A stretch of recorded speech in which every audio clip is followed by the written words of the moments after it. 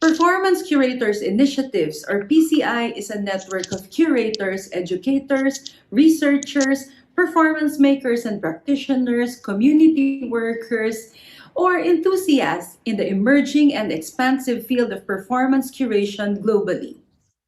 Our primary goals focus on building connections and sustaining those connections that we've built along the way through our projects, our symposiums, and our collaborations with different practitioners around the globe. Aside from these connections, we are also initiating conversations and fostering different platforms for exchanges on the various notions of performance and the role of curation in performance and the role of performativity in curatorial practice. And finally, we hope to forge collaborations that were enabled through these conversations and connections that we've built along the way. A large part of how we envision curation or performance curation comes from the Latin term curare, from which curation comes from. Conventionally, that concept refers to the custodianship or the care for materials in a museum or archival setting. However, in performance curation, or at least in PCI, we think about it in relation to caring for relationships or tending to relationships or the curatorship of care. In PCI, we are also constantly thinking about the idea of public engagement and the role of curators, of artists, of presenters, of cultural mediators, and researchers in presenting different ideas and their accountability or even ethical responsibility.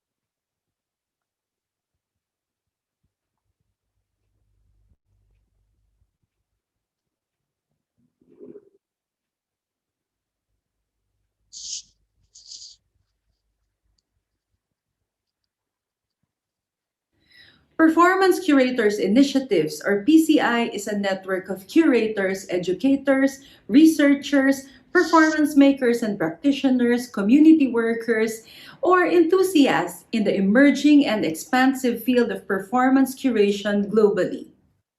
Our primary goals focus on building connections and sustaining those connections that we've built along the way through our projects, our symposiums, and our collaborations with different practitioners around the globe.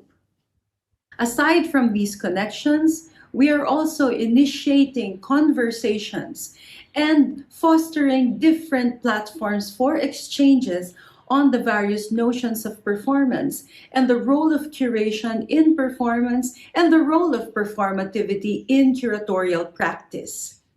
And finally, we hope to forge collaborations that were enabled through these conversations and connections that we've built along the way.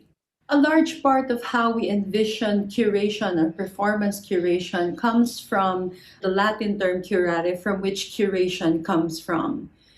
Conventionally, that concept refers to the custodianship or the care for materials in a museum or archival setting.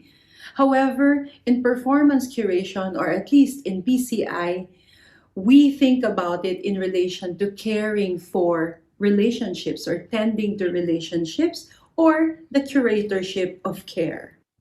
In PCI, we are also constantly thinking about the idea of public engagement and the role of curators, of artists, of presenters, of cultural mediators, and researchers in presenting different ideas and their accountability or even ethical responsibilities in presenting different messages and ideas to a presumed public, whether these are our artist collaborators, our community collaborators, the people that we work with, and a wider audience. And lastly, we are also thinking about the relationship between research and creative practice, and the essential role of research in making creative work, and vice versa, the role of creativity or creative practice in tightening research. So we invite you in this expanding network. Connect with us, converse with us, and collaborate with us. Be our creative partner in the caring relationship that we're trying to build in the PCI network.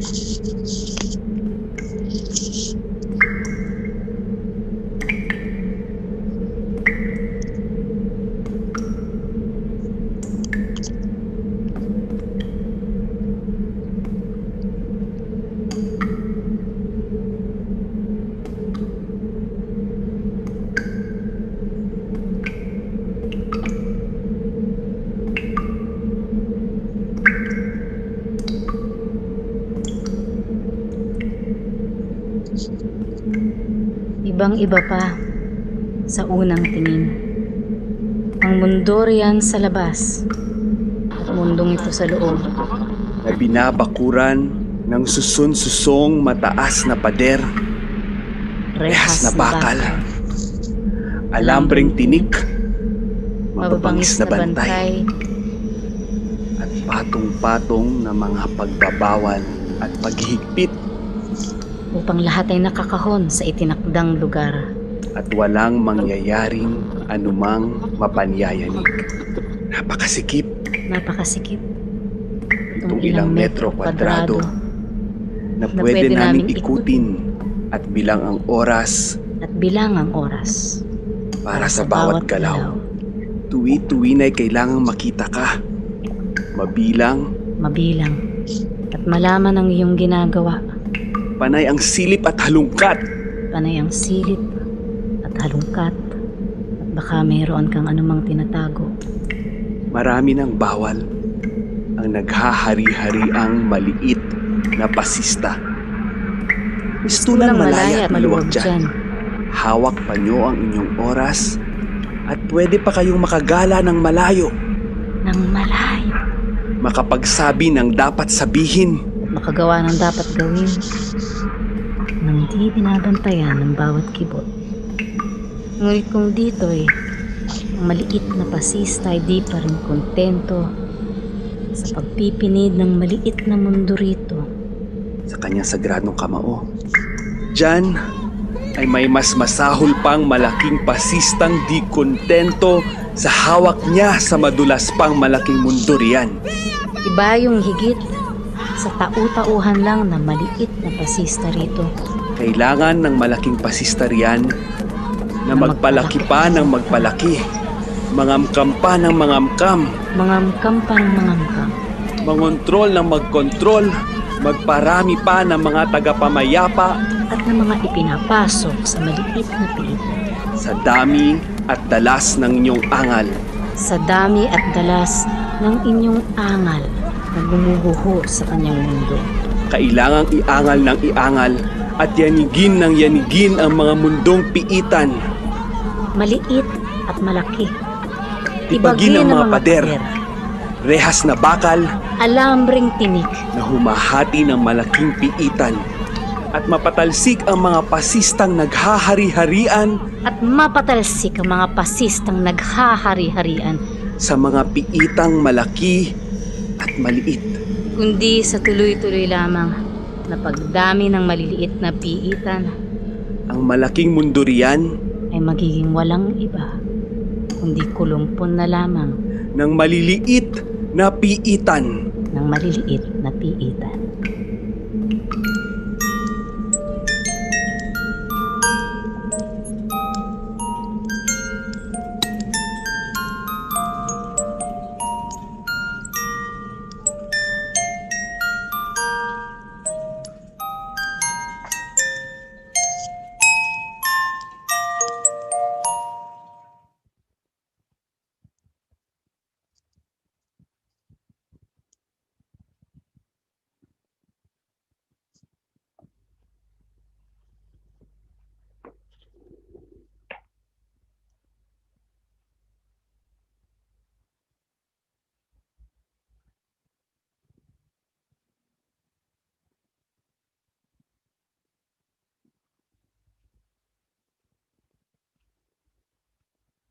Hello, everybody. Can you hear me?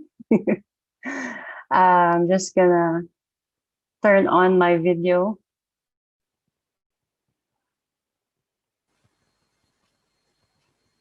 Which I cannot do right now. um,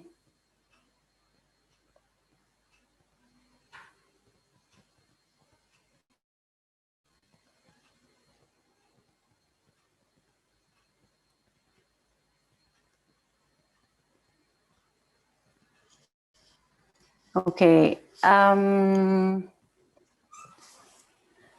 I cannot find my cursor, so I cannot start my video.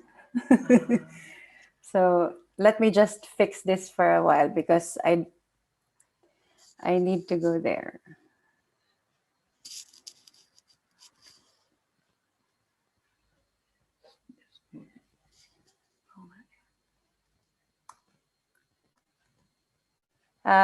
Okay. So I cannot, so everybody, I cannot, anyway, it's fine. So I cannot turn on my video. That's fine. You don't have to see me. You have seen me so many times in the introductory video. I just hope that you can hear me. Somebody say that they can hear me. Somebody tell me if they can hear me. Have a thumbs up. Okay, all right. That's all I need to know, that you can hear me. I'm sure you're sick of my face already because of the many introductory videos that you've seen. All right, so hello everybody. I speak to you today at dusk time, just as the long days has begun here in Wollongong, New South Wales, Australia. So I'm in Australia, on the land of the Darawal people, whom I acknowledge as the traditional custodians of the land in which I am temporarily located. I also acknowledge the elders past, present, and emerging. As well, we recognize and we acknowledge the many First Nations peoples who are traditional custodians of the many lands from which we all of us, stand today. October is also in the Philippines Indigenous Peoples Month, and as well as Peasants Month and Teachers Day. Happy Teachers Day to all of you who are teachers. And with this recognition and with this acknowledgement, we officially open this gathering. I am Roselle Pineda. I'm almost certain that by now you're sick of my name, my face, and my voice, as they are plastered in almost every information of this symposium. If you're not sick of it, I am certainly sick of myself already. But if anything, this repeated exposure of my face and my name is indicative of how independently small and do-it-yourself or DIY we are at PCI. So please bear with my face for the next days as I welcome you again to the PCI International Symposium 2020, Conversations on Curation and Performance in the Time of Halting and Transformation. Please do check your various video links provided in your symposium kits. And bear with my face again because they have valuable information about this symposium. And the information about PCI and how we envision and practice performance curation. Sort of a framing, I suppose. And as a starting framework, so let me invoke former CalArts Artistic Director Rob Bailey's emphasis on the purpose of curation as an act of framing. Ano ba naman yan? As an act of framing. Particularly an act of framing in which objects, subjects, sites, and other elements placed within that frame become active actants to enable various modalities to flourish. According to him, there are three important aspects. Actually, he calls it obsessions in enacting and or activating that frame. Number one, the concept of the point of view, whether we are thinking about certain political, philosophical, theoretical perspective, or the literal point of view in the performance, the point of view of the spectator. The second is relationship, or the relationships of and are enabled within these frames. Relationships between actor to actor, resources to actor, sites to actor, actor to community, and so on and so forth. And finally, research. Yes, of course. We have to be obsessed with research, right? As curators. On performance, on the other hand, on performance, allow me to pick up on the video performance which you just saw. The piece Sagot, or in English, Answer, which is a collaborative piece which I did with choreographer and dance artist Lorelei Bulan and video artist Loujaye Sonido. I chose to open our gathering with this performance because, aside from its outright political statement, which unfortunately is as significant today as it was decades before, on the incarceration of political dissenters of fascist regimes, such as the Duterte administration, and the metaphorical inference to our small and big cages, or maliliit at malalaking piitan. Not only timely as to refer to the small confined spaces that COVID-19 hurled us in, but also in the big cage set by neoliberalism, or the neoliberal order, as narrated in the poem by political detainee Alan Hasmines, the poem that was being read in the performance.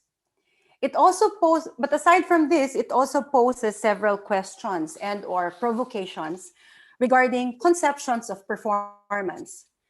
As I said, performance, as the said performance was and is both a video performance in itself and a performative documentation, in the sense that the documentation is a part of the live performance that happened during the Wi-Fi Body Festival in 2012.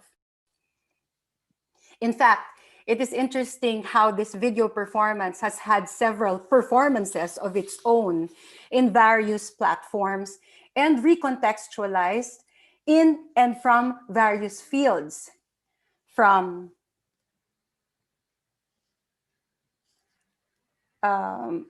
a live arts virtual performance gathering in a conference on performance studies in 2013.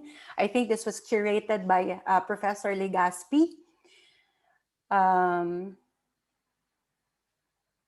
That is not me, but that was the event. The PCI Exhibition. The PCI Exhibition in 2017, or the dance installation that happened in PCI 2017. And recently, a film exhibition on the centenary of Philippine cinema in 2018, within which the work was framed as a dance film. And finally and aptly, as an opening performance for this virtual gathering that we are all in now. These transformation, for example, how this performance has taken so many shapes according to the field of perspective, from where it is being presented to how audiences view and categorize it according to the perspective of understanding which they bring in spectatorship, are timely provocation of how we rethink performance in this time. When the conventional, especially when the conventional foundation of the notion of performance, that is liveness, is shaken to the core by COVID-19 experience. But this performance, Sagot, has always been about the relationship between live and non-live conceptions of performance, about the relationship of live and documentation and archiving performance, then and now. It has always been about spectatorships and how audiences construct a viewed performance, not only according to their understanding, but what they actually see. This act of viewership perhaps not only is underscored, but also put into the fore of our understanding on how we interact according to the virtual tools that we are using. For instance, I understand that in Zoom formats, the power to curate how one sees on the screen is very much dependent on the viewers, users, participants' preference, point of view, or even capacity to use the tool. Sometimes you go in and out of the screen. In any case, to me, then and now, there are only three elements that are primarily at play in performance: body, space, and time, no matter how we understand or experience those three. Hence, if curation is an act of framing and performance lays the elements at play in a given curatorial frame, I beseech you all to view this time or convergence that we are in now in this virtual space as bodies or actants gathering in an assemblage or the frame. The truth is, this virtual space is as much as an alien space to me as small talks are. I don't like small talks, and neither do I like Zoom. I am certainly fatigued by it, as probably you are fatigued of my face, my voice, my name, or my words. But we are in this assemblage now, in this strangely common space, but extremely rare moment. There is a need to sink in this being.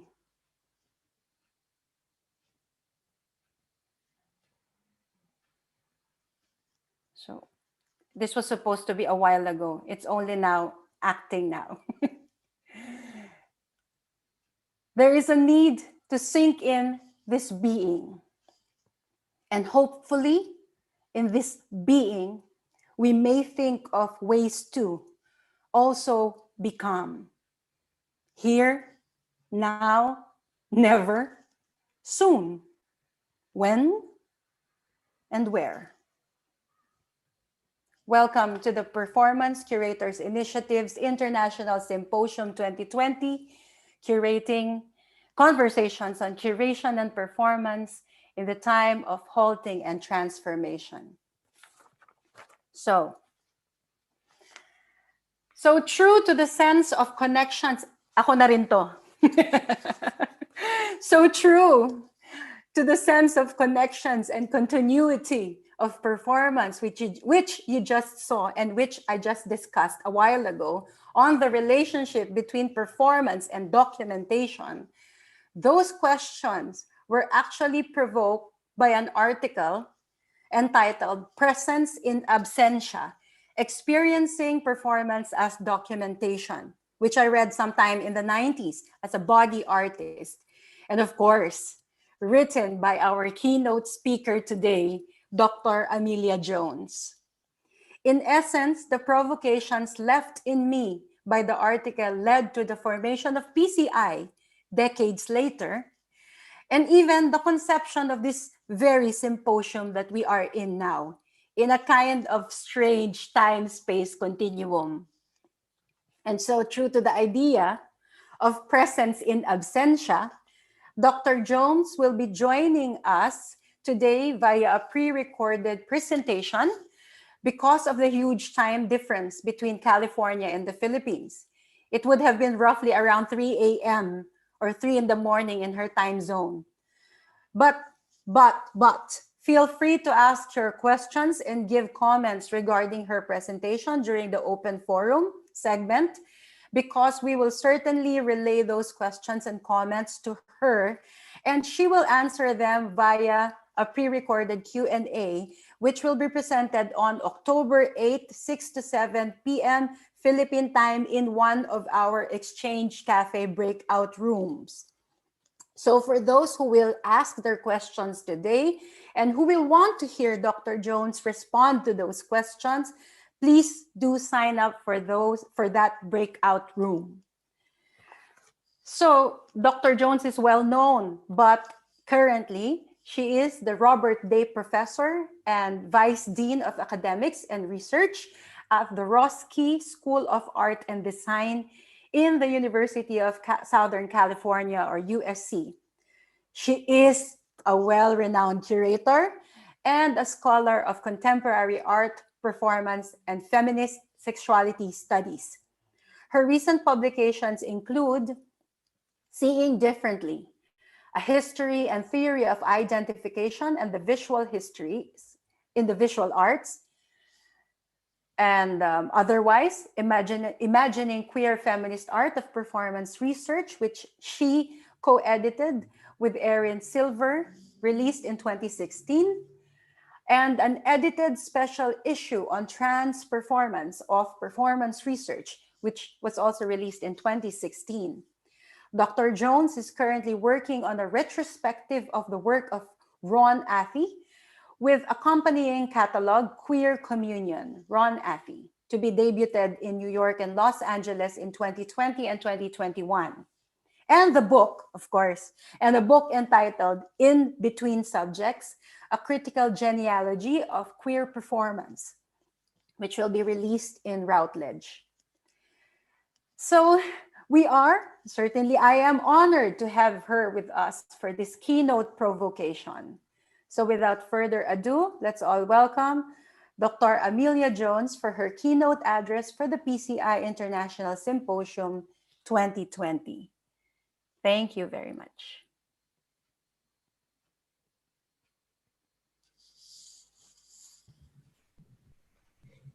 Hello, I'm very pleased to be here today giving this talk for the Conversations on Curation and Performance in the Time of Halting and Transformation. It's now September 26th, So I'm giving this as a recorded lecture. I'm really thrilled to be here and wish I could be there with you in person. Just going to share my screen now.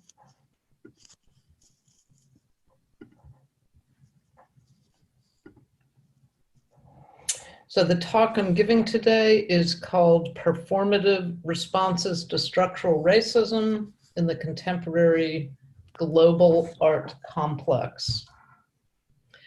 The world as privileged Euro-Americans imagined it from the Enlightenment through the change of the millennium has come to an end. What seemed like a fairly brisk decay of the sanctity of European values, starting at least with World War I, has accelerated rapidly with the events of the 21st century. From 9/11 to the rise of nationalisms across the Western world, to the economic crashes of 2008 and 2020, to the exposure of the hypocrisy of Euro-American concepts of equality and freedom, with the increasingly persistent public and visual evidence of violence against Black and Brown and Asian bodies since the mid-20th century. With each catastrophe comes a wave of neoliberal ideology bent on papering over a collapsing system.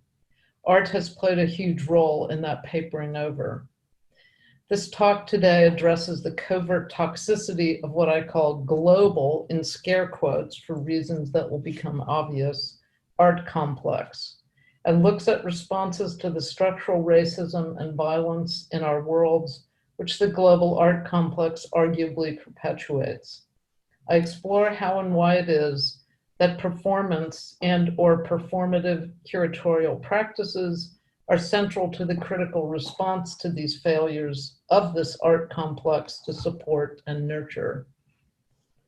In relation to this historical view, some questions relevant to the shifts of the past 7 months must be added to these introductory ruminations.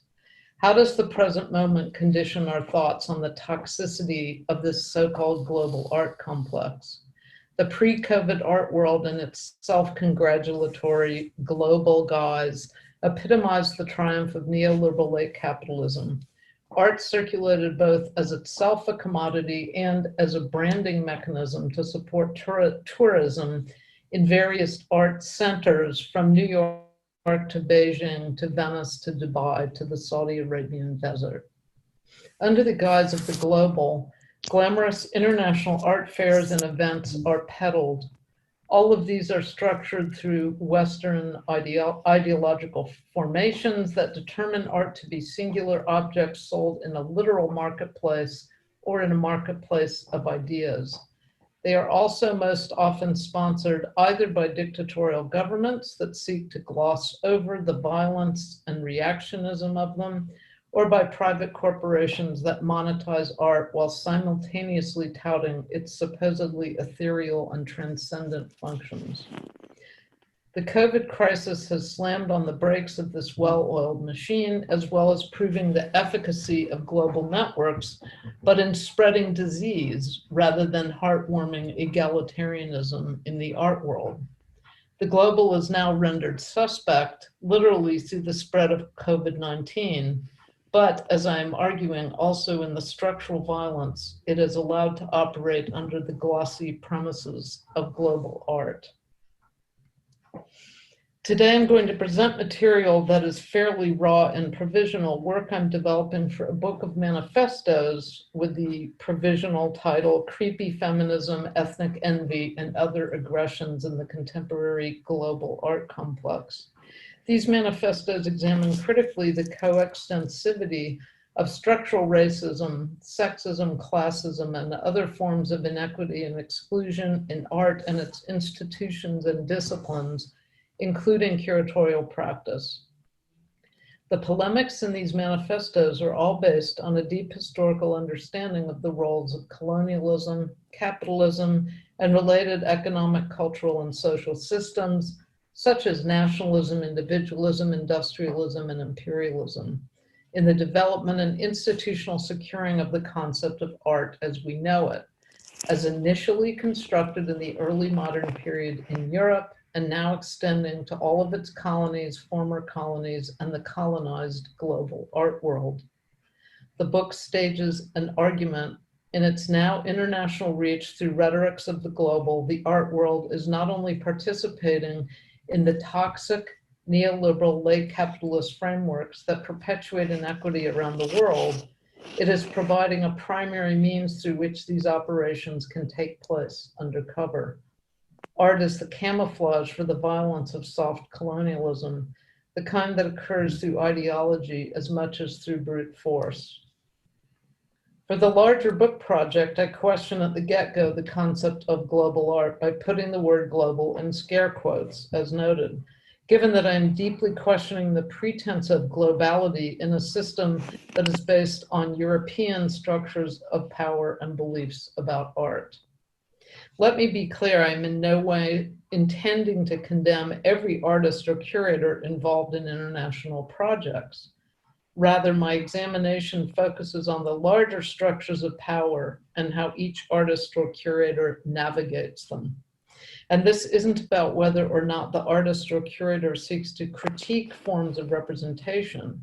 It's about looking for those who mount much more profound interrogations of the structurally racist foundations of art as we know it.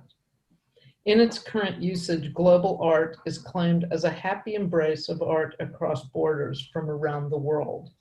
However, this celebratory usage fails to account for the fact that the concept of art as we know it was constructed out of violence. It is a discursive, culturally fabricated idea that came into being out of colonialism. More specifically, Europeans developed aesthetics which exalted art in opposition to useful things or live bodies in the period starting around 1500, during which European colonialism and slavery took hold as primary economic and social forces shaping the modern world. Paralleling these more brute and obvious forms of subordination and destruction were the simultaneous discourses of freedom and individualism, as well as those around art itself. Art in the aesthetics of Immanuel Kant from the late 18th century transcends use value. The judgment of art in discourses that would include art criticism and curating thus takes place, in Kant's words, independent of all interest, because interested judgment would entail the usefulness of the thing being judged. European aesthetics, in turn, as French philosopher Jacques Derrida pointed out, is a theocratic discourse of divine teleology and economimesis, wherein the artwork can only be produced as a static object with inherent value by an originary genius who effectively acts as a substitute for the Christian God in producing art as a special realm of objects. As Derrida asserted, art in this system is invented in the 18th century by Europeans to, quote, raise European man up to avoid contamination from below and to mark an incontrovertible limit of anthropological domesticity, unquote. Hence, art must exclude the debased, instrumentalized stuff that from a European ethnographic point of view, the colonized are doomed to make. The art system structurally refuses agency to those who make useful objects or those deemed mutable in value, and of course to those whose cultures might be oriented around creatively performing rituals rather than making disinterested judgments and objects that can be commodified.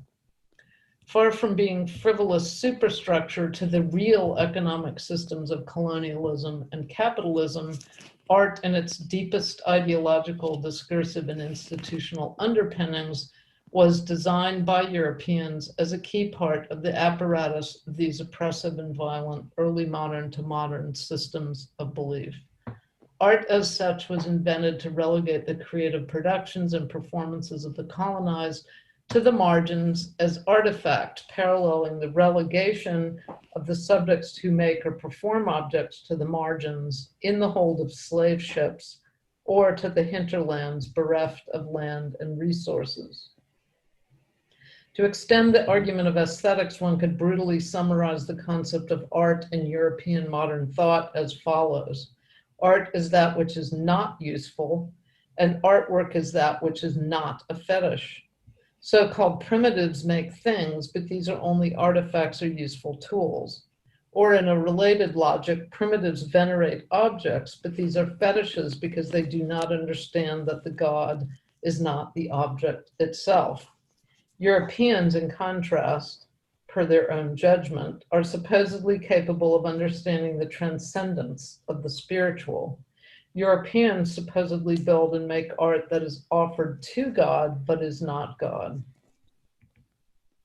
Of course, all of these constructions were projections. They were unself-reflexive, both in neglecting to attend to the motivations behind them, that is the greed for resources and cheap or free labor, and in failing to acknowledge European versions of conflating objects with gods. For example, what are Catholic relics, if not fetishes? Art is thus not incidental to the success of Europe's violent subjugation of colonized and enslaved peoples. This constructed system of values in relation to art has had concrete effects. It was from the beginning built into European education, architecture, and the fabric of burgeoning early modern and modern urban centers in and beyond Europe. Thus, following this logic, European cities founded art museums in the late 18th and 19th centuries to house objects hallowed as works of art. They established museums of natural history during the same period to contain and display objects considered to be artifacts. Western museums are curatorial and material manifestations of the structures of power inherent to colonialism and the projection of otherness onto colonized people, even their rituals and performances relegated to a subsidiary form of ethnographically driven scholarship rather than viewed as art.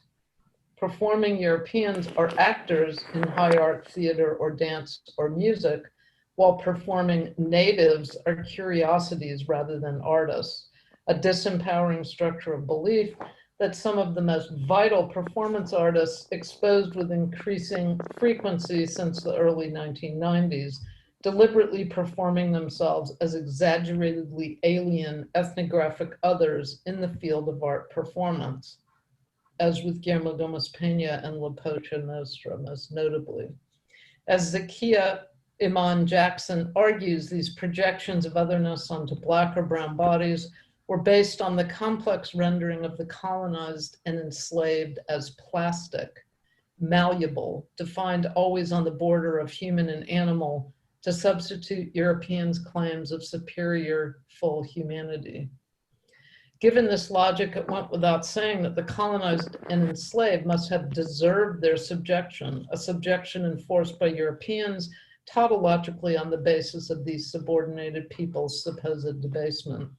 But as artists such as Gomez Peña elaborate, what happens if the plastic, malleable, othered subject performs, expressing agency in moving and living form?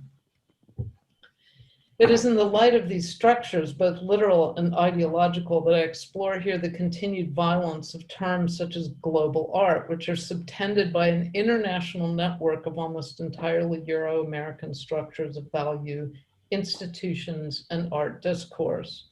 I leave aside for now the fact that Euro-American beliefs and concepts of selfhood have been, as Jackson and other critical race and decolonial theorists have pointed out, entirely shaped by these very colonized or enslaved others that the colonial system has been engineered to exclude or expel. For this particular lecture, with performance as a subtext, I address neoliberalism and issues of care, caring, and repair in relation to curating and art making. Curate, of course, as many curatorial studies scholars have pointed out, is derived from the Latin cura, which means to care.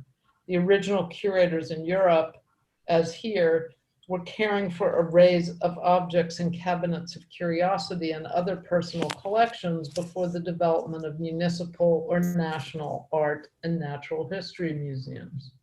Far from existing as an inherently caring profession, however, curatorial work over the past decades has most often aided and abetted the forces of the global art complex. Even when well-intended, the curating of international art events has tended to participate fully within the global commodification of world culture, the neoliberal joining of disparate works from around the world as art, contributing to the burgeoning of tourism through an entirely European system and Euro-American standards and values. In strong contrast here, at the middle of this paper, I focus on a particular curatorial practice that I argue intelligently navigated these inescapable racist power structures at the base of the global art complex. The 20-year international career of recently departed Nigerian curator Okwe Nwezor, one of the few international level curators who warned us well of the dangers of the pretenses and hidden violence of the global art complex. I will argue that Nwezor radicalized the international biennial format by introducing performative strategies into the field of curatorial practice. And I then end the paper with two other examples of very recent curatorial practice, exploring them through the question of care, caring, and repairing. For whom are they speaking? Whom do they serve? What language and sites do they employ?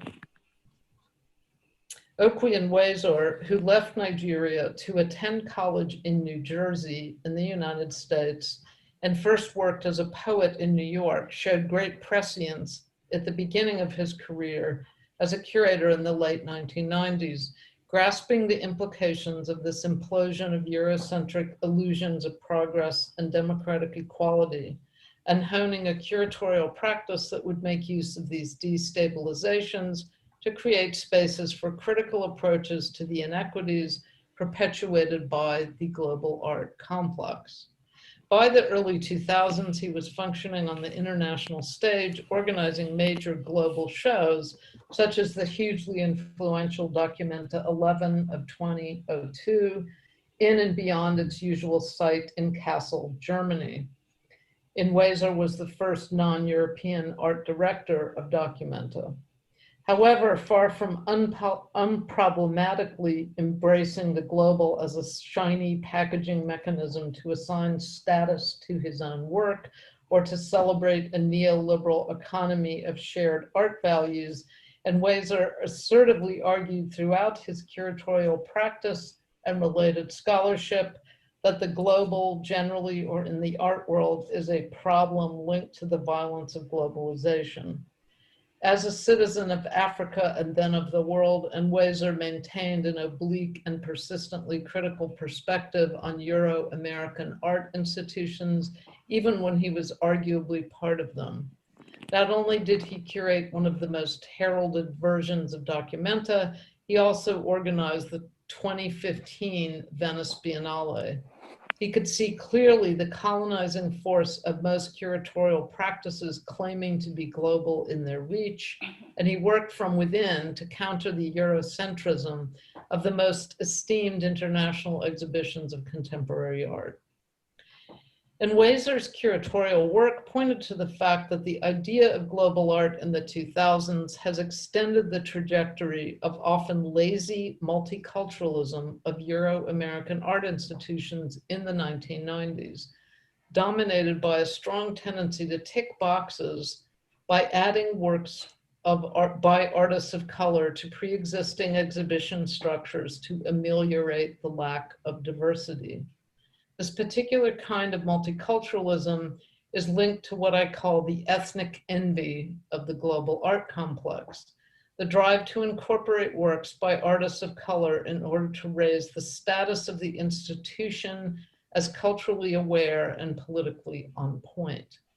Ethnic envy leads to addition without fundamental change. And this logic worked its way into the celebrations of global art networks in the early 21st century.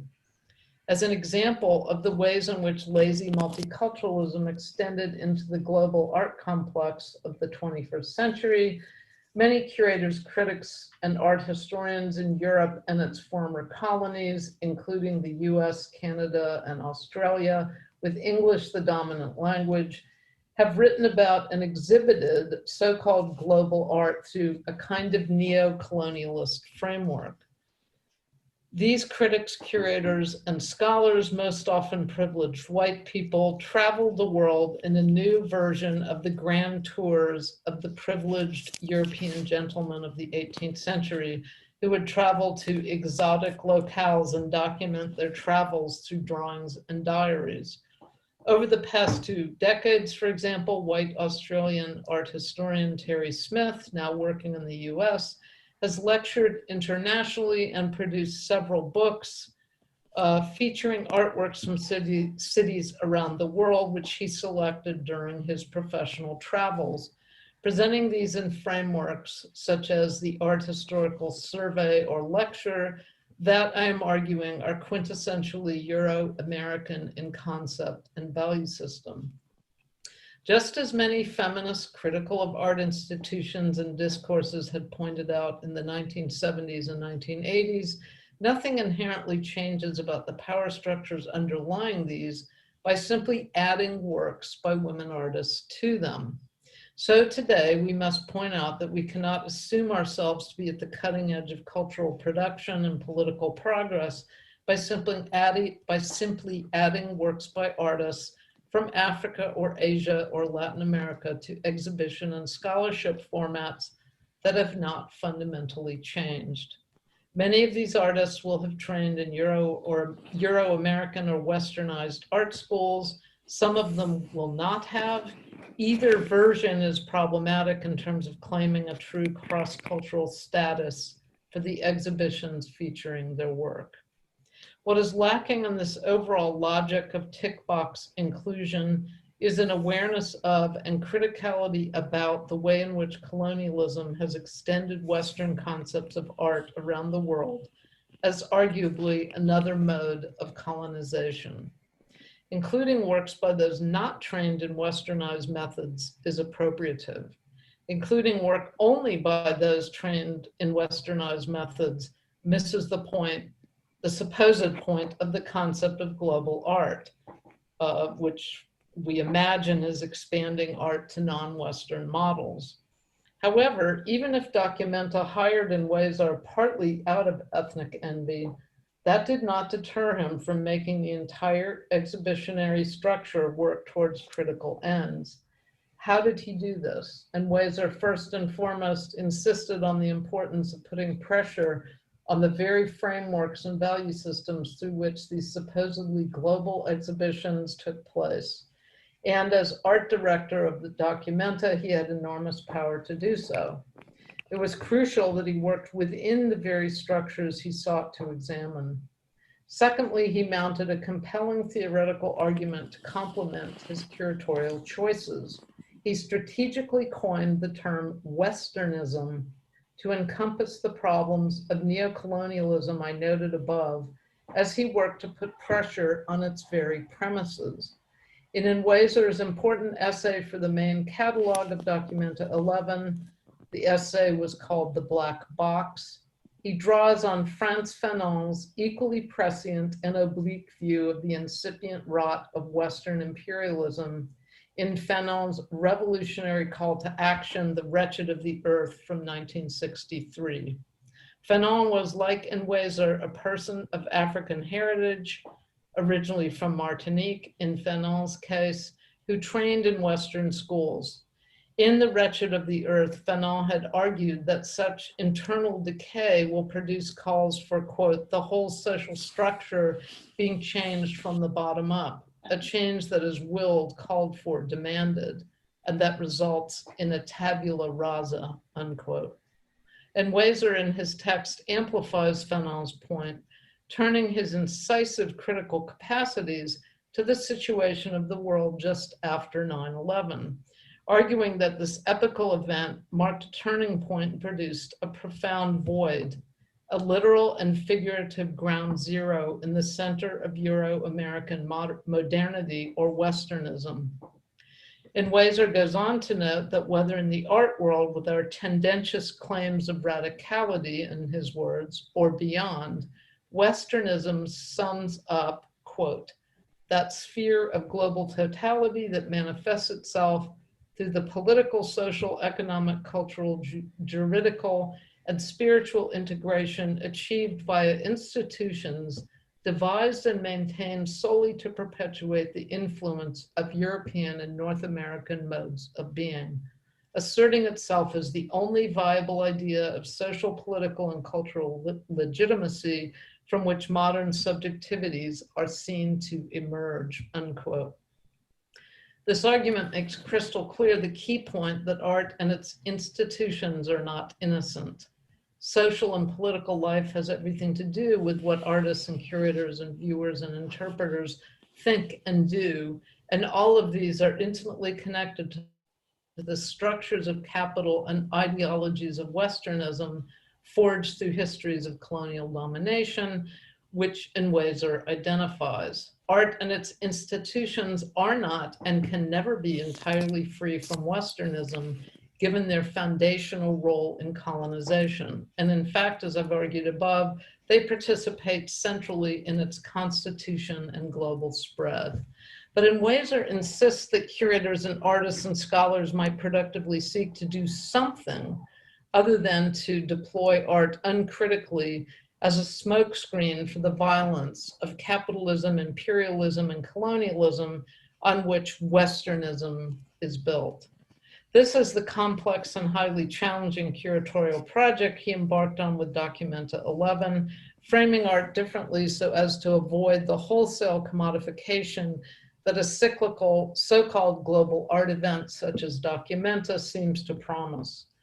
In order to achieve this goal, his essay takes as its task to explore and outline the particularities of the then current situation wherein the ground zero of 9/11 begat the ground zero of the world post-2000, in which, quote, chaos now proliferates inside the former dead certainties of the imperial project of colonialism and Westernism linked to rapidly decolonizing areas of the Southern Hemisphere. If we spend even a moment dwelling on this line of thought, it is clear how much farther in 2020 the Euro-American sphere and Westernism in general have moved towards chaos and a seemingly endless sparking of forms of what Unweiser calls counter-hegemonic opposition, even while consolidating toxic reactionary versions of Westernism's most violent and oppressive values in the form of counter-counter opposition. The US's alt-right and white supremacist groups, for example, prove this point. All of the anxieties and dangers Unweiser identified around 2000 are more extremely manifested today. Euro-American societies have become all the more overtly racist and class divided, with the systemic violence against African Americans in the US case kept finally on center screen since the brutal murder of George Floyd in May of 2020. Given this fact, Unweiser's elaboration of an attentive, performative curatorial project that sought to activate agency rather than either illustrating diversity superficially, as with the multiculturalism initiatives, or confirming the stale reactionary formalist values of the West's art systems, is all the more important as a model today.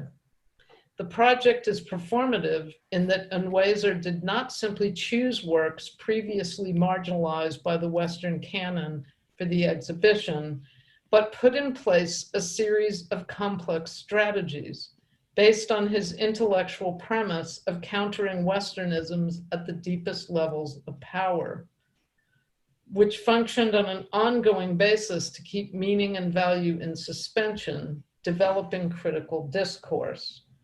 What I am emphasizing then is not so much the artwork that Unweiser included in Documenta 11 as the entire logic of the series of events that constituted the programming.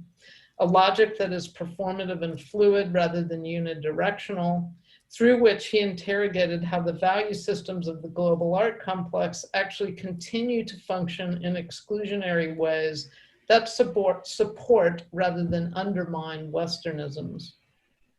Thus, as Enweiser asserts in the catalog essay, he sought to shift away from the art world's pretense of simply delivering contemporary art in pure form to the public, as most art galleries such as the Whitney Museum and museums project themselves as doing.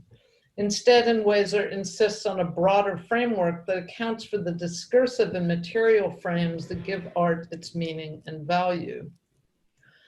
Most importantly, by planning a series of intellectual platforms supporting the exhibition and organized around the world, Enweiser literalized the move away from Kassel or Europe as the epicenter for modernism, the formation of subjectivity and of art itself. This explicit refusal to contain Documenta within its specific venue and locale at the epicenter of the European art world is a key part of Enweiser's work against Westernism. In the field of art, he notes, Westernism aligns with the concepts of the museum and art history, which, quote, rest on a similar unyielding theology that founds the legitimacy of artistic autonomy, canons, and connoisseurship upon the same interpretive plurality of modernity, unquote. Any diversity in such an art world, as long as these structures of belief remain unchanged, is illusory as it maintains the literal center of legitimacy with the same institutions and sets of ideas as always.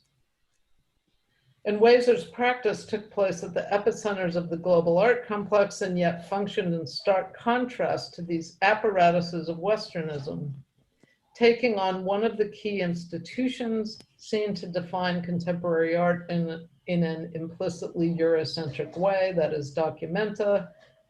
Enweiser was determined to shift its center by planning with an international curatorial team a series of transdisciplinary platforms in 2001 and 2002, which took place at diverse sites around the world. These involved intensive discussions among diverse international artists and intellectuals, which laid the groundwork for the later exhibition in Kassel, as well as providing the content for a series of 5 catalogs, one for each platform. Enweiser and his team built the entire event around the premise of art as performative, or more specifically in his terms, that, quote, art is the production of knowledge, expanding physically but also psychologically beyond Kassel, which became the last of 5 transdisciplinary platforms devoted to the themes you see here. Ultimately then, Enweiser's Documenta strategy both acknowledged the Westernism built into art as we know it, and certainly the legacy of Documenta would make it impossible to do otherwise, and sought to put pressure on the power structures of Westernism by insisting on a performative expansion of dialogue, literally across the borders of the Euro-American art world and far beyond. The discussions, as noted, led to an opening up of the exhibition to collaborative and politically sharp artistic interventions by a range of artists from around the world, including Tanya Bruguera from Cuba, Yinka Shonibari from Nigerian British, and the Rocks Collective from New Delhi, India. In this context, Bruguera's work is particularly on point, as her practice is to respond to particular sites with ongoing performative works. In this case, one of her Untitled series, in this case called Untitled Kassel, 2002, addressing state violence through the specific history of Kassel as a site of a major munitions factory during World War II.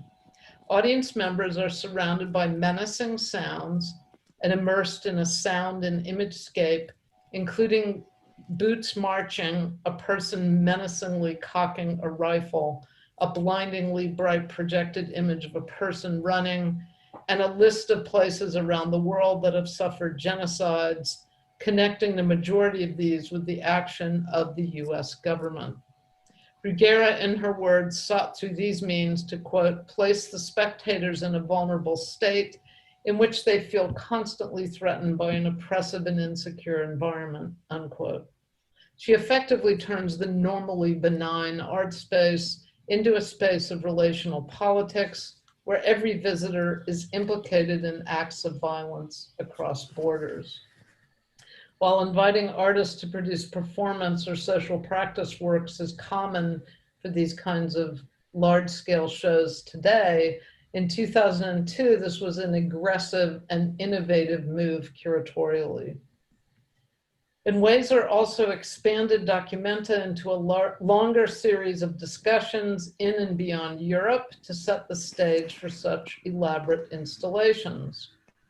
Documenta in this way elaborated in Wazer's recognition that the interrelated physical and ideological structures of the art world and broader art institutions on all levels, including discussions about art in art history departments and beyond, curating around global art, large-scale museums, art criticism, beliefs about art, and the commercial gallery scene must be challenged before any mitigation of the violence of Westernism can take place. And Wazer's critical strategies thus worked on a macro level, engaging sites, artists, and thinkers around the world in extensive programming, but also on a micro level, insisting on interrogating the gaze itself to the commissioning of artists who would activate this critique in their installations. In Bruguera's case, specifically relating to the site at hand through performative and relational strategies. Through the example of the platforms in Bruguera's installation, I assert the importance of Wazer's insight that on the micro level, the structures of spectatorship themselves are foundational elements to consider as well in relation to any aspirations of shifting its entrenched systems of value and power. In the catalog, he thus notes that the exhibition and its platforms are meant to acknowledge spectatorship as, quote, central and fundamental to all forms of valuation of the visual content of an exhibition. Spectatorship can only function productively in a democratic open system where one that promotes agency over pure belief. The demands of citizenship place strong ethical constraints on the artist based on his or her commitment to all forms of life. The practice of art presents the artist with the task of making such a commitment, unquote.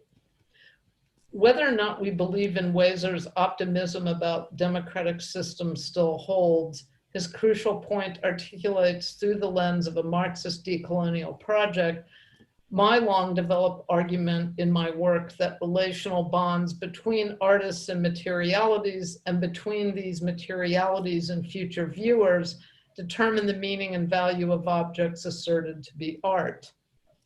And hence that art as such needs to be changed on the micro level, how it is made, how it structures spectatorship or engages viewers, and for whom it is made, as well as on the macro level. What are the institutions of art and how do they orchestrate social relations and hierarchies?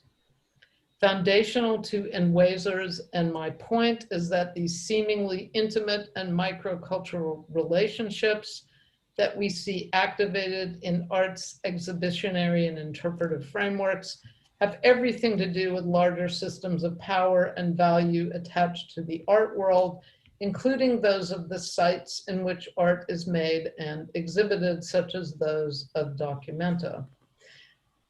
In closing, I will look briefly at two more recent projects as they function both on macro and micro levels to push these critical ideas further. First, I look briefly at the recent museum-scale retrospective of David Hammond's work in the expansive commercial galleries of Hauser and Wirth, Los Angeles, a show the shape of which was determined by the artist himself, who was also nominally its curator.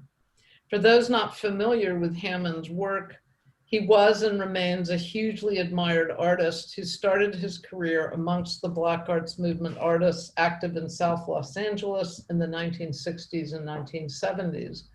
He now works and lives in New York City.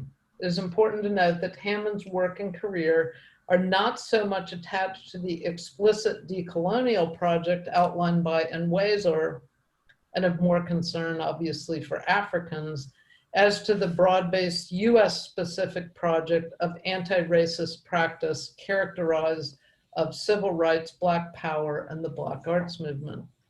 Here, the legacy of slavery is slavery and anti-Black racism, violent forms of European domination.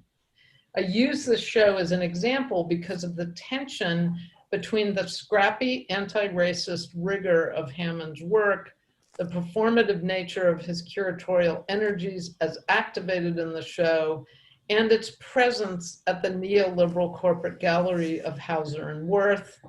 Did Hammond's work placed in this context function to mitigate the gallery's obvious ethnic envy? My answer will be equivocal based on my own micro relation to engaging the show as a whole.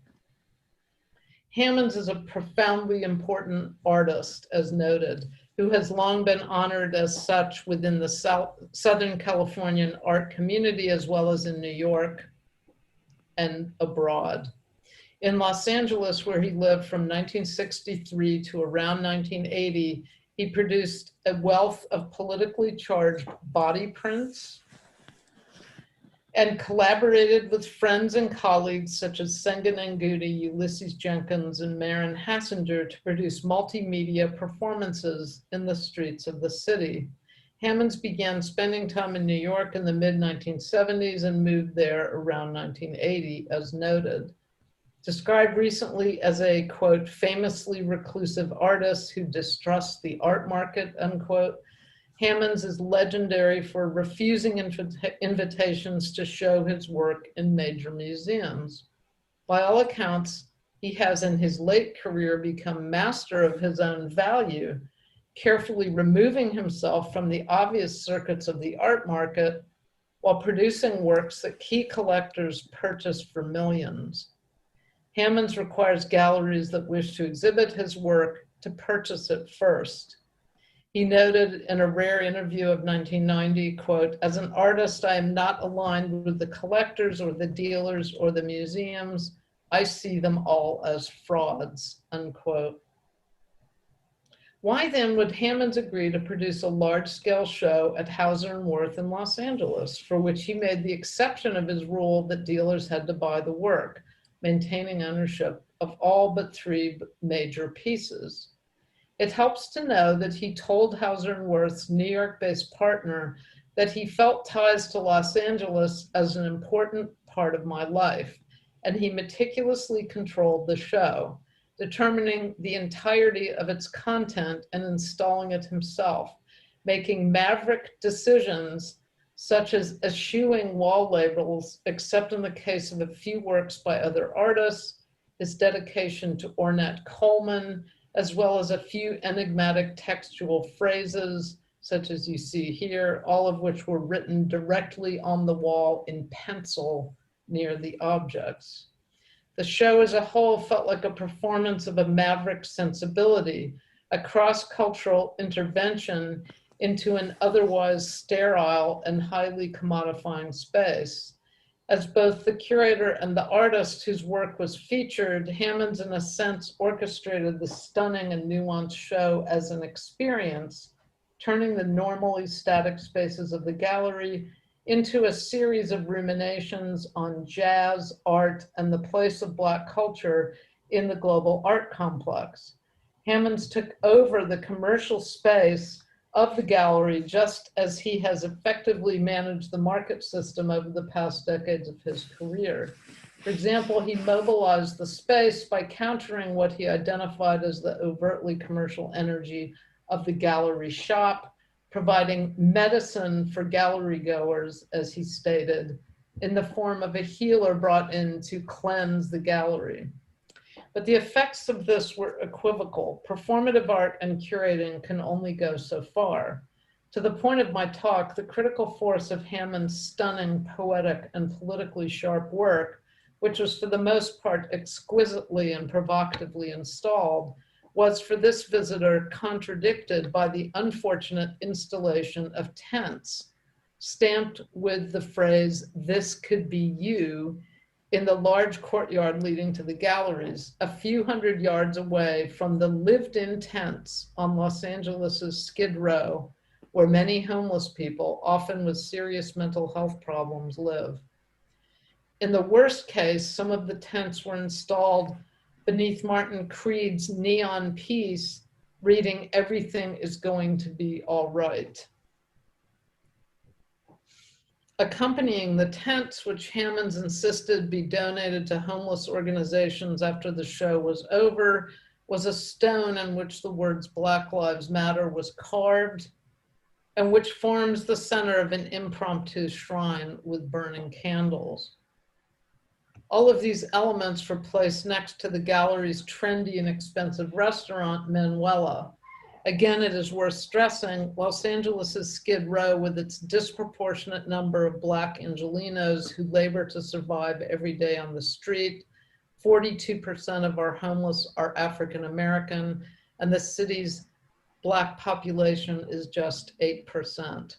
And this is all literally just around the corner from Hauser and Wirth. There could be no more direct and horrifying evidence of the collateral damage of late capitalist greed and individualism as it rips apart the fabric of Westernism with its lingering of bankrupt Enlightenment fantasies of progress and equality. However, Hammond's show is extremely complex in its interface with the commercial gallery part of the global art complex, with its dedication to Ornette Coleman, the jazz musician, politicized imagery, and subtle but persistent interventions in both curatorial norms and the very relationship between the artist, the curator, and the spectator, not to mention its direct, if perhaps misguided, engagement of the reactionary liberalism and ethnic envy of the museum gallery complex. Hammond's orchestration of a complex experience of a commercial gallery that serves at once aesthetic and political functions puts in motion a range of signifying systems, from jazz to art to homelessness and Black Lives Matter, that reminds visitors to the show that these systems are coextensive. The performative nature of that experience reminds us that art cannot be excised from the political, isolated out from society as static and transcendent. So the last project I will explore today, and moving towards a conclusion, is the ongoing work of a newly formed Los Angeles-based collective called the Crenshaw Dairy Mart, which, as you see, the name is based on their home location in a former dairy mart in the Crenshaw area. Crenshaw Dairy Mart was co-founded by Alexandra Doritz, Noé Olivas, and Patrice Cullers, all three of whom, for transparency's sake, I will admit, were students of mine in the University of Southern California Roski School of Art and Design MFA department.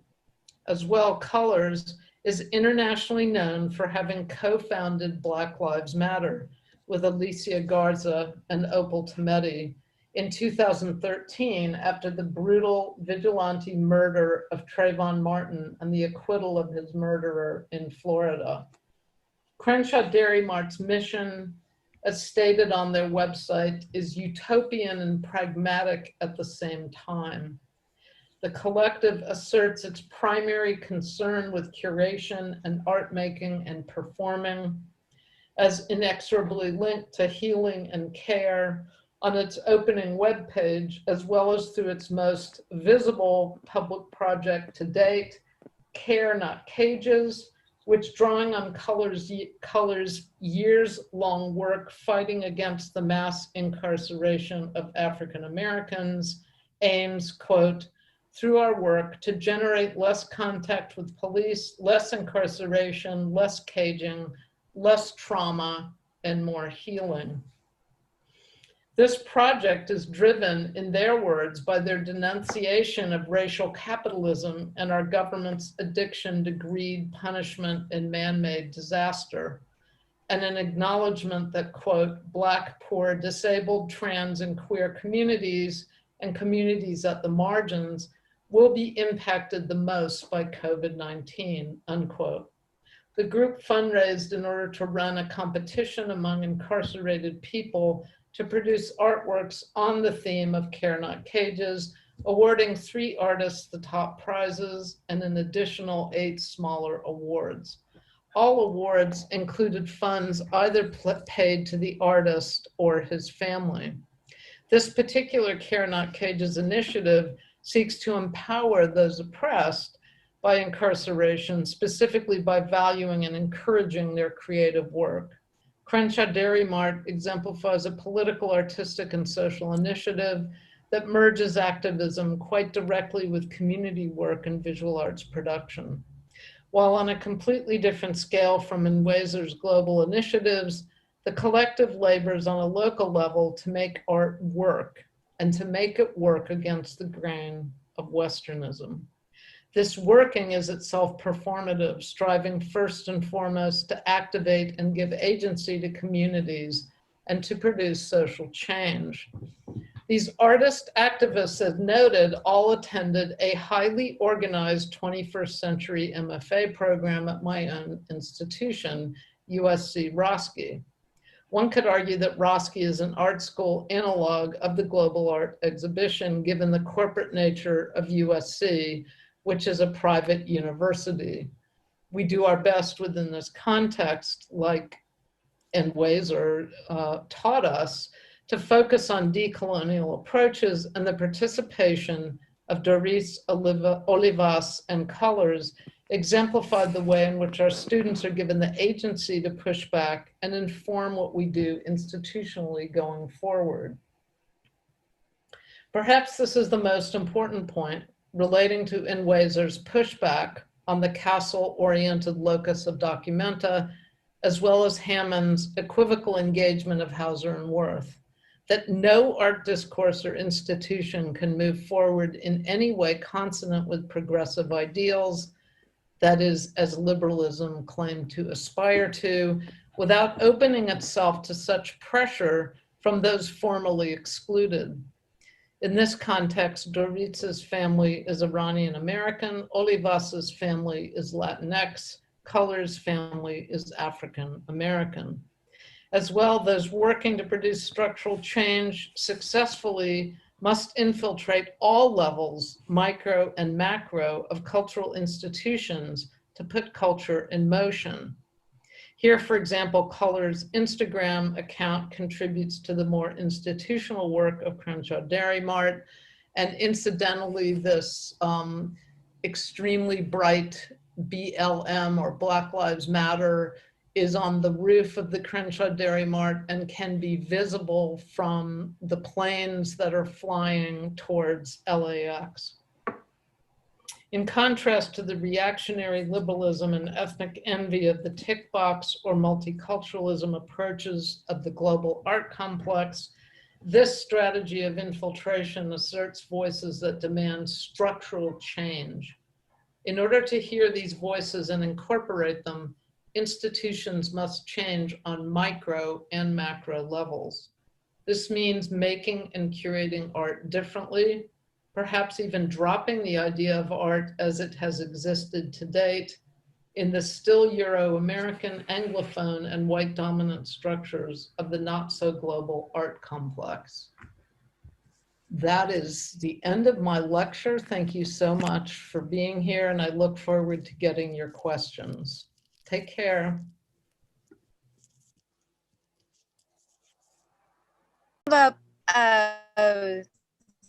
Short screenshot.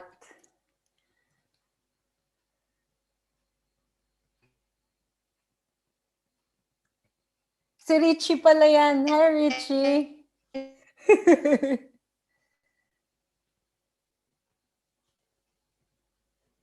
Hello, everybody. Very briefly only. Hello. Naglalag ka, you're lagging. Screenshot right now. I'm lagging. Yes.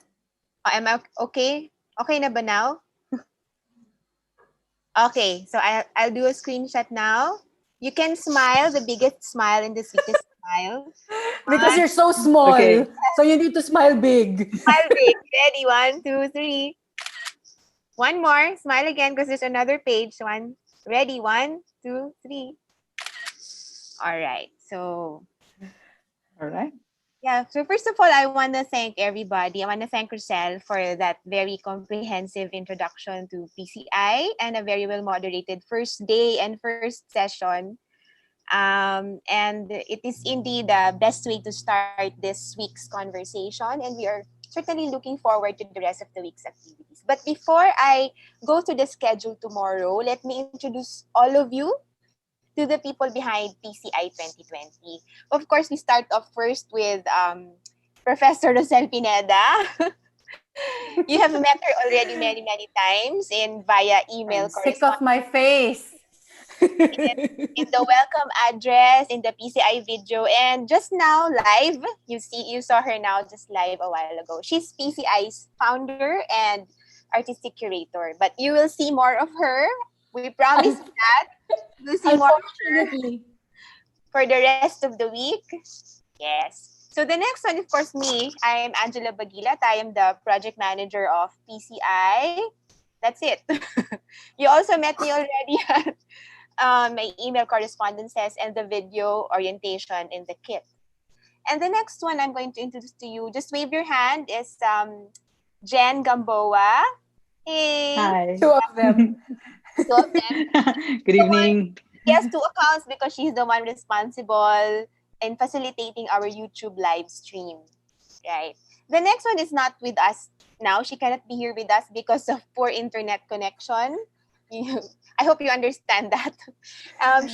She's Karel Mapanoo, and she's the one who is responsible for all the beautiful designs, our visual designs, our poster, the beautiful kit, the very efficient and very easy to follow kit that you have with you. But she's also going to be the one to design all the certificates. So I urge you to be present in all of the sessions to be able to receive those certificates, beautifully designed certificates of Karen. So the next one I purposely put last because she is actually the heart of the technical support.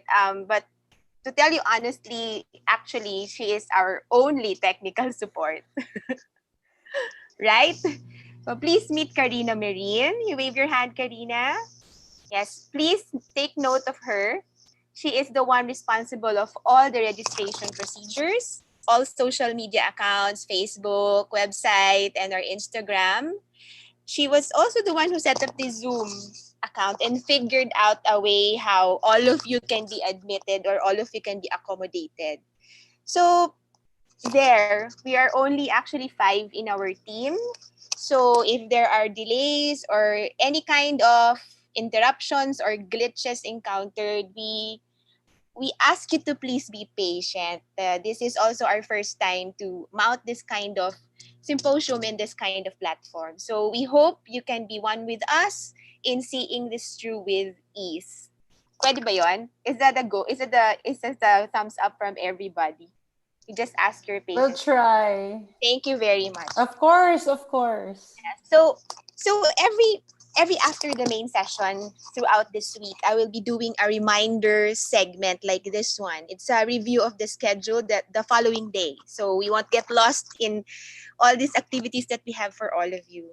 So as you can see, if you've seen the symposium kit, tomorrow we are starting with our exchange cafes.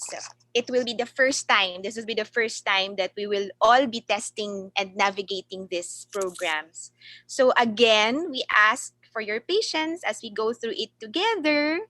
If you have read the symposium kit, it says there in the presentation conversations that tomorrow, the second day's topic is curatorial strategies in performance in the time of healing triggered by COVID-19 with, of course, you've met her already, Dr. Dana Davida from Montreal, Canada. Thanks, Dana, for waking up so early for us, and you're going to do so for the rest of the week.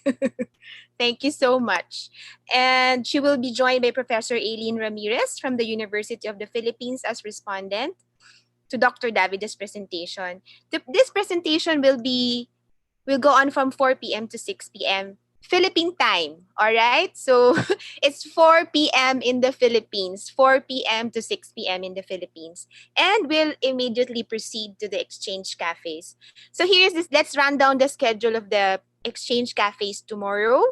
We have the showcase room where we will feature Soup of Grace. There will be an artist talk by Elena Lanyog Alvarez and Herbert Alvarez. And another showcase with the Aurora Artist Residency Program and Space Doculective. This will be a recorded presentation. So you can come into the showcase room and just watch the recorded presentation. And of course, we have the Meet the Presenters room. If you want to meet Dana intimately, maybe one-on-one, you can sign up for that one and then meet her personally there. You can ask more questions there. You can share more with Dana. She's lovely to talk to. I promise you, you have a great time with Dana. And of course, we have many partners. We have actually 4 partners for this event. We have the Asia Europe Foundation. We're very lucky to have them, and the Japan Foundation Manila, NCCA, and then Aurora Artist Residence. Tomorrow, you can meet Asia Europe Foundation. They will be here. You can ask questions from them. Maybe ask about the things they can offer you for help, like just the grants that they can give for all of you. Then we have the Creatives Exchange Room. Remember, we had the call for a pitches exchange. So I think there were 3 who proposed, and they will be shared tomorrow. They are Avi Felix. I think Avi is here. Yes, Avi Felix, Carl Ablais, and Alex Ambayek. So you can share, you can network already there with all of them, exchange ideas with all these artists if you wish to choose the Creatives Exchange Room. And we have the Listening Room by Bong Ramilo tomorrow. That would be an interesting music conversation and performance by Bong Ramilo. So like I said in my orientation video, you have to pre-register to these rooms. This is actually to facilitate the swift transfer from the main room, from this room to the breakout rooms. Remember again, it is only Karina who is going to do this to direct you or bring you to those breakout rooms. So if you wish to be transferred to another room, please message Karina privately in this chat room. Her Zoom name is Performance Curators Initiatives. And again, we ask you for your patience in these transfers. So yun, so day 3 and 5 schedule is similar to day 2's navigation, and day 6 is similar to this day 1. We will again go through the schedule tomorrow of the third day, so that we will be refreshed by it. Okay, so but I encourage you to check your Symposium kits regularly for these schedules. Watch and rewatch the linked videos on the orientation, PCI Introduction, the welcome address, and the keynote address of the 2017 PCI Symposium. You will see Dana there again to better understand. And Roselle again. Again. Better understand the goings on in the symposium. So we would also like to note that in viewing the shared videos, of the presenters, they may be, remember we in this Zoom we share a file or a video. There may be a delay in the images that you see, but this is already beyond our technical capacity, because I think those are dependent on the speed of each of your internet supply there. So before I end this one, I would like to thank again our partners, Asia Europe Foundation, thank you, or ASEF, Japan Foundation Manila. I see Marika and Mariko and Kai, and I think Eri is here also. Sorry, Mariko and Sky from Japan Foundation. And then we have the National Commission for Culture and the Arts, or NCC, and the Aurora Artist Residency Program in Space. And lastly, on the last day of the symposium, we will be formally launching the PCI Network. So we encourage all of you to sign up. The first year membership fee will be waived for all the participants who completed the symposium and has signed up. we planned the first assembly by the end of November. So please join us and be one with us as the core members of this PCI network. Be one with us to move and facilitate this and this PCI network. So there. Thank you very much. We will be closing this room in a few minutes. You can actually gently leave the room and we will see you all tomorrow. Get out of the building. Thank you so much. Thank you very much for No, it's a being with joke. us and see you all tomorrow. Dana. See you all tomorrow. I actually have some comments pa. So you can actually just still keep the comments coming, and we'll try to read them through in the course of the symposium. So maraming salamat sa lahat. Thank you everybody for coming. I hope you ingest everything, re-ingest them, and then keep the conversation coming. I'll see you tomorrow. We'll see you tomorrow. Bye-bye.